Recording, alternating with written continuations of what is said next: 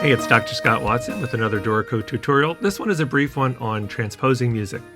You can see in the example here, I have some music in E flat major, and I'd like to transpose it up to F major. And you can do this to any interval. I'm going to show you several ways. So for instance, the first way is to select the music. I'm going to just do that by clicking in the measure, holding the Shift key down and selecting the music, and then using Shift I, which is a note input tool, but let's think of I as interval. And I'm going to say transpose, that's T, and then let's say transpose it up a major second, hit return, and it is now sounding in the key of F, but notice that the key signature is not actually transposed.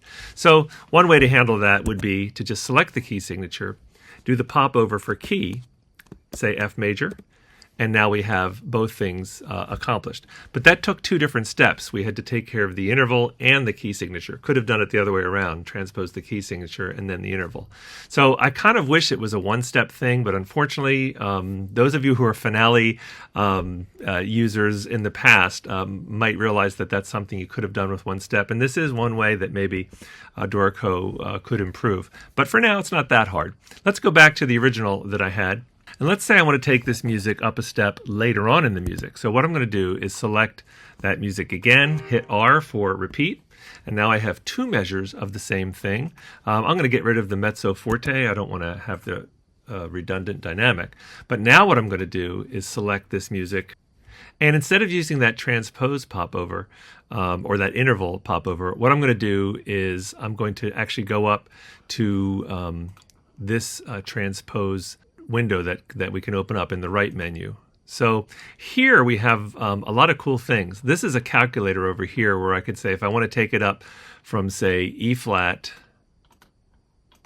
to F, right, and then I hit apply, notice over this area here, let's make it say something different. Let's say it said minor fourth or something like that.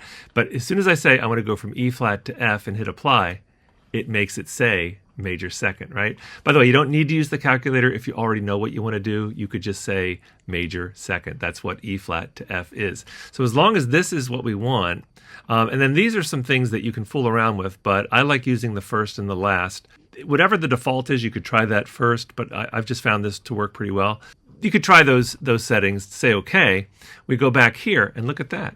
It actually is transposed up. So it was sort of accomplished the same thing the popover did. But again, I'm going to use Shift K and then put it in the key of F so that we get that F major key signature. By the way, I could have done it in reverse order. I could have just transposed the two measures of blank empty measures, in measure 3 and 4 in this case, to F first, and then copied the music in and taken it up a major second.